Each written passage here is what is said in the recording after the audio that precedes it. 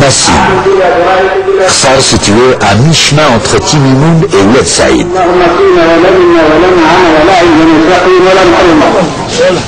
Aujourd'hui, les habitants d'Ursar Massin sont à pied d'œuvre. Les préparatifs de la fête battent leur plein. Un imposant regroupement attend l'arrivée des pèlerins de Tabelkouza. Ici, la Qubba de Sidi Ahmed Ben Youssef, le saint patron de Massin, ne désemplit pas. On y vient implorer les grâces du saint.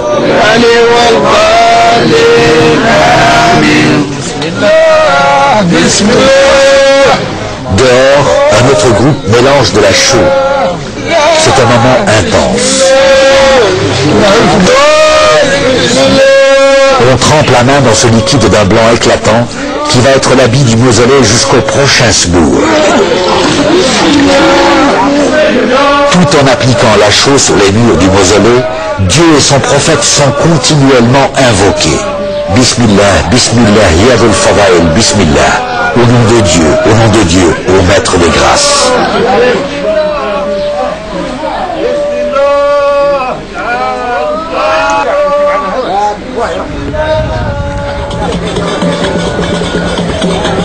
Maintenant que le soleil décline et après la prière du Maghreb, des centaines de pèlerins s'engouffrent dans les ruelles d'Urkfar pour se rassembler sur la grande place. Des battements de tambourins répétés à une cadence déterminée annoncent l'arrivée de l'étendard de Sidi Hajj Ben Gassem. Des milliers de femmes jaillissent des terrasses.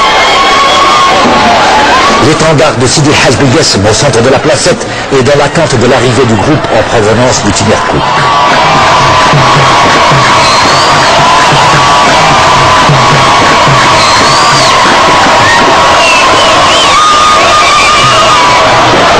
C'est le moment tant attendu, la rencontre des étendards. C'est un moment très fort. L'accueil se fait avec une énergie remarquable. Il y a une sorte de rencontre combat des étendards.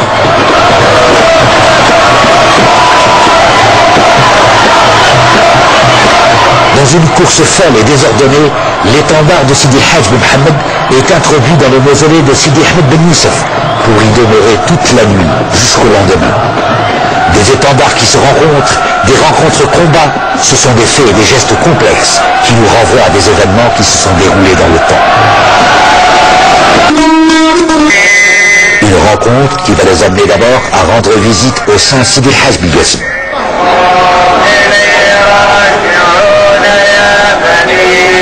On vient pour fêter la naissance du prophète, mais on glorifie aussi celui qui était le pacificateur, celui qui a installé la paix, celui qui a évacué la violence, Sidi Hajj Ben Gassem.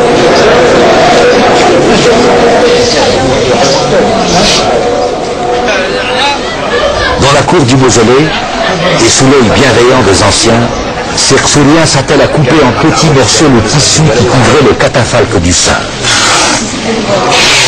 En petits bouts, les visiteurs les prendront au signe de bon augure, Fal Khir.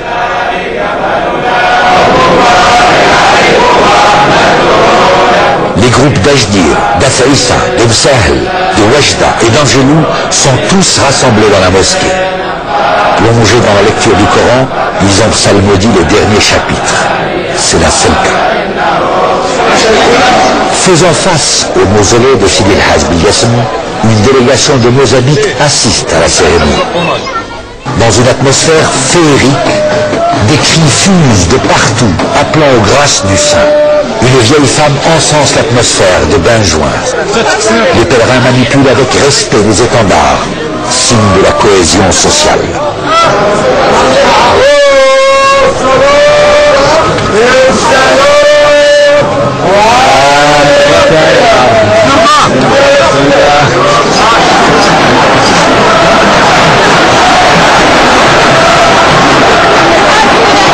Enfin, le moment tant attendu est là.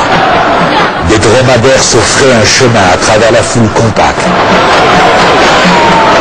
Tous les regards sont braqués sur la Hofra, lieu où se déroule la jonction des étendards.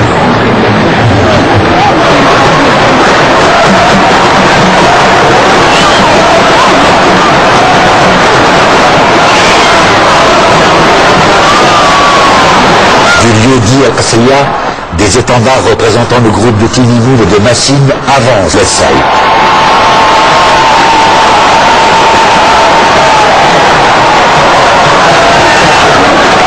Sous les chants et percussions des tambourins, les trois groupes convergent vers le creux de l'arène. On va bientôt assister à une rencontre affrontement.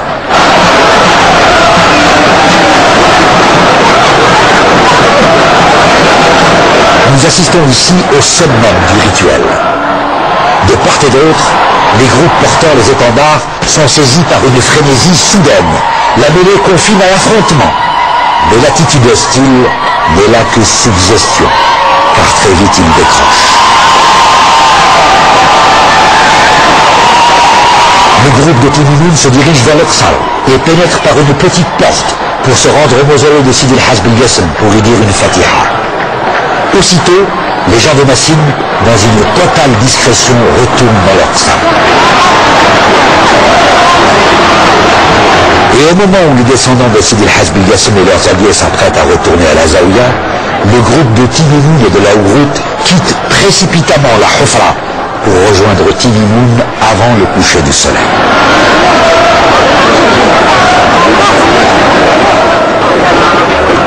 La fête prend fin. Ce rituel, tel un roman, nous a conté 5 siècles d'histoire. À travers les processions, nous avons voyagé dans le temps et dans l'espace. Nous avons rencontré les saints de chaque groupe.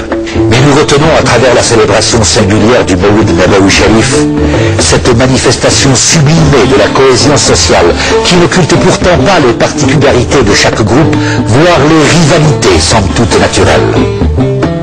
Mais la magie du Sbour opère depuis 5 siècles dans le Douala. Et nous promet à l'avenir de nombreux Sbours qui maintiendront vivace l'histoire des habitants du Douala.